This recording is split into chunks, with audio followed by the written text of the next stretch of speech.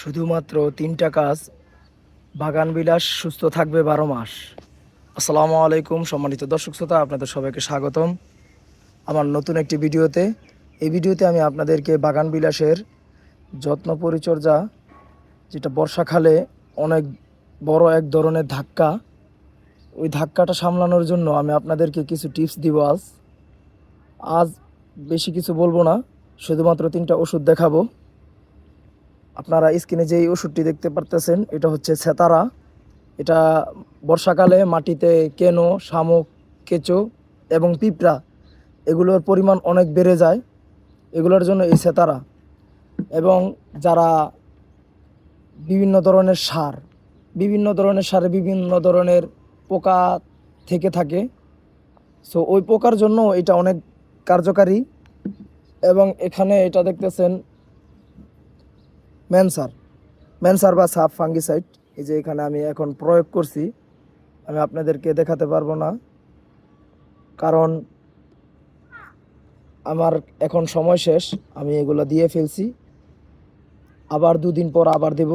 এটার কারণ আছে 2 দিন পর দেওয়ার, আমি এটা আপনাদেরকে বলছি। আর এটা হচ্ছে এপসাম সল্ট।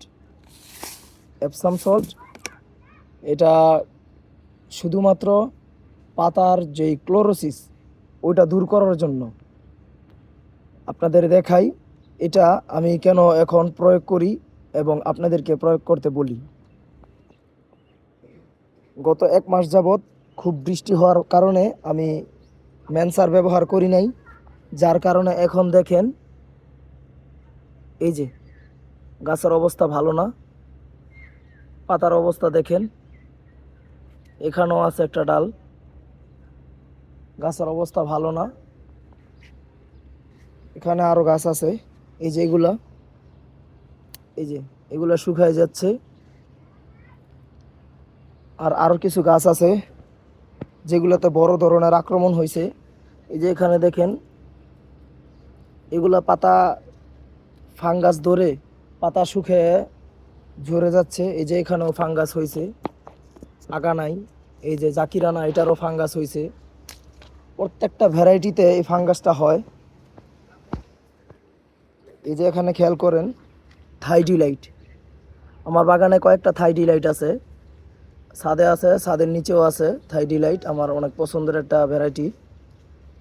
এই দেখেন এটার পাতার অবস্থা ভালো না, যে কাণ্ড ডগাটা দেখতে পারতেছেন। এই যে এখানেও দেখতে পারবেন, এগুলো সব ফাঙ্গাস আক্রমণ করছে। এবং গোল্ডেন রাও, এটাতেও দেখেন ফাঙ্গাস আক্রমণ করছে। এখন আলহামদুলিল্লাহ সুস্থ হচ্ছে। এখন আমি ওইটাকে নতুন করে একটু বড় কিছু দিয়ে আটকাইছি, যাতে এটা বড় হয়। বড় হওয়ার পরে আমি আরও চারা উৎপাদন করতে পারি, এই লক্ষ্যে। এখানে দেখেন এটা হচ্ছে মোনালিসা পিচ। সো মোনালিসা পিচের ভিতরও এই ধরনের আক্রমণ হয়েছে। এই গাছটা প্রায় মারা যাইতো, এটা নিচে ছিল, পানিতে মারা যাইতো, কিন্তু আলহামদুলিল্লাহ বৃষ্টি চলে যাওয়ার কারণে আবার আমি এটাকে মাটি থেকে উঠাইয়া এই জায়গায় নিয়ে আইনা লাগাইছি। আর এখানে আছে এটাও থাইডিলাইট, আমার বাগানে থাইডিলাইট অনেক। এই যে দেখেন এটার অবস্থা ভালো না, এই যে লাল হয়ে গেছে। এই যে এটার অবস্থা ভালো না, এই যে এই ডালটার অবস্থাও ভালো না। প্রত্যেকটা ডালের ভিতরে সমস্যাটা হয়েছে, বিশেষ করে থাইডিলাইটের ভিতরেই সমস্যাটা বেশি হয়েছে। এই যে দেখেন, আর এই যে কি সুন্দর ছিল, এখন দেখেন এটার ভিতরে অবস্থা ভালো না। এটার এই যে দেখছেন, এটা ভাঙ্গে নাই, এটা ভাইরাস এবং ফাঙ্গাস, যেটা বলি ফাঙ্গাসের কারণে এমন হয়েছে। আর একটা থাইডিলাইট দেখাই, এই যে দেখেন, গাছ দেখেই বুঝতে পারছেন, গাছের পাতা দেখেই বুঝতে পারছেন এইখানটা মারা গেছে।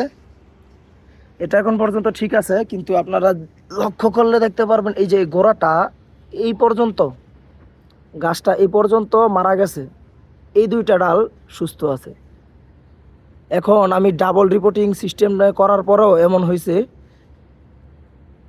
এই জায়গাটা থেকে আমি কাটিং বসাবো। যদি আমি কাটিং না বসাই, এখন যদি আমি মাটি দিয়ে আলগা করে এই জায়গায় রুট আনার জন্য যে একটা পদ্ধতি, ওই পদ্ধতিটা অবলম্বন করি, তাহলেও আমার গাছের সমস্যা হবে, রুট আসবে না, মারা যাবে, কারণ আমার এটার ড্রেনেজ হোল সিস্টেম ভালো না। সো আমার এই জায়গা থেকে কাটিং বসিয়ে দিতে হবে, এখানে আর গুটি কলম হবে না। এই যে এটা হচ্ছে চিলি আইসক্রিম, এটারও দেখেন এদিকের অবস্থা ভালো না, মাঝখান দিয়ে শুকায় গেছে ডাল, এখান দিয়েও শুকায় গেছে ডাল। সো আমি এগুলোকে কাটিং করে, যদি ডাল শুকায় যায় তাহলে গুটি কলম করবেন না কেউ, কাটিং লাগাবেন। এমনি অন্য যেই ধরনের ভ্যারাইটি আছে ওইগুলো তো হালকা হয়, কিন্তু এই থাই ডিলাইটের ভিতরে এই বছর সবচাইতে বেশি হয়েছে। সানসেট অরেঞ্জ আছে, তারপরে থাই ডিলাইটের সিলভারটা আছে, সিলভার থাই ডিলাইট, ওইটার ভিতরে হয়েছে, ওগুলো নিচে আছে। সো আপনারা এই পদ্ধতিটা কখন অবলম্বন করবেন, সারা বছর দিবেন 15 দিন অন্তর অন্তর, কিন্তু যখন বর্ষাকাল আসবে তখন আপনারা এই ম্যানসারটা দিবেন প্রতি সপ্তাহে একবার।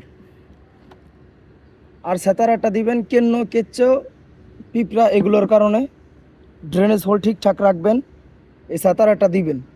সেতারাটা ব্যবহার করার নিয়ম হচ্ছে 20 লিটার পানিতে আপনারা দুইটা যেই ক্যাপ, এই ক্যাপ পরিমাণ 2 ক্যাপ বা 2 চামচ বলে, ওই অনুযায়ী আপনারা দিবেন বালতিতে। প্রথম একবার প্রয়োগ করলে দ্বিতীয়বার আপনি বুঝতে পারবেন কতটুকু দেওয়া লাগবে।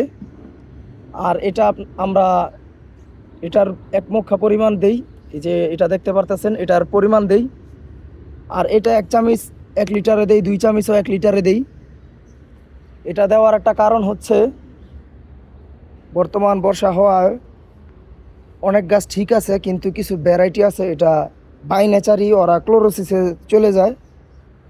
এই যে এটা হচ্ছে আমার HB সিং, এটা কিছুদিন পর পর ক্লোরোসিসে আইসে পড়ে। যদি আমি ফুল রাখি না, ফুল না রাখার কারণে গাছ হয়তো রাগ করে, আমি তা জানি না। ফুল না রাখার কারণেও ক্লোরোসিসটা কেন চলে আসে এটা আমি জানি না, আমার মত অনুযায়ী এটা বাই নেচার হয়ে থাকে। আর এটা আছে লেডি মামা। সো লেডি মামা, HB সিং এগুলা প্রায় সিমিলার। আপনারা যদি খেয়াল করেন, এখানে ফর্মোসা গ্রুপের একটা গাছ যেটা হচ্ছে লিলাক ফর্মোসা, এই লিলাক ফর্মোসাটাও এরকম হয়ে যায় কিছুদিন পর পর, ফুল না দিলেও।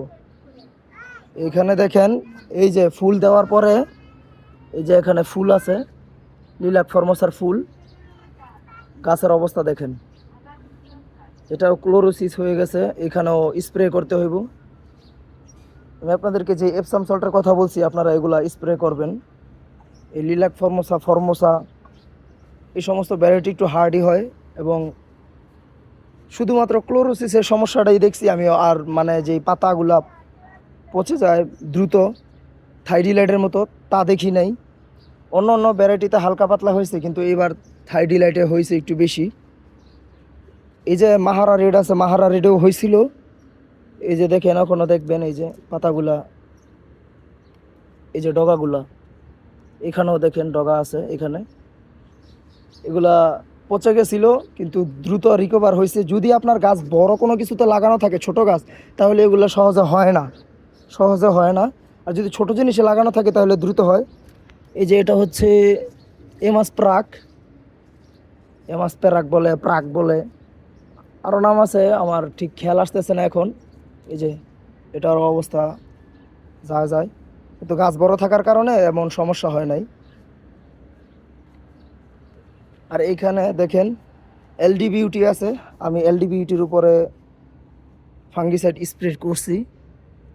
এই যে দেখেন, গাছের অবস্থা ভালো না। সো ফাঙ্গিসাইড বাধ্যতামূলক, আপনারা অবশ্যই ব্যবহার করবেন। আর এপসম সল্টটা আপনারা মাসে একবার ব্যবহার করবেন সমস্ত গাছের ভিতর।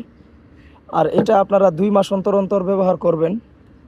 এটা মাসে 2 বার, এটা মাসে 1 বার, এটা 2 মাসে 1 বার। ধন্যবাদ সবাইকে। আপনারা যদি আরও অন্য কোনো টিপস এবং আমার অভিজ্ঞতা থেকে কিছু জানতে চান, তো কমেন্ট বক্সে লিখবেন আপনারা কি জানতে চান। আমি অবশ্যই আপনাদেরকে কমেন্টের মাধ্যমে অথবা শর্ট ভিডিওর মাধ্যমে আমি আপনাদেরকে জানিয়ে দিব ইনশাআল্লাহ। ধন্যবাদ, ভালো থাকবেন, সুস্থ থাকবেন। আসসালামু আলাইকুম।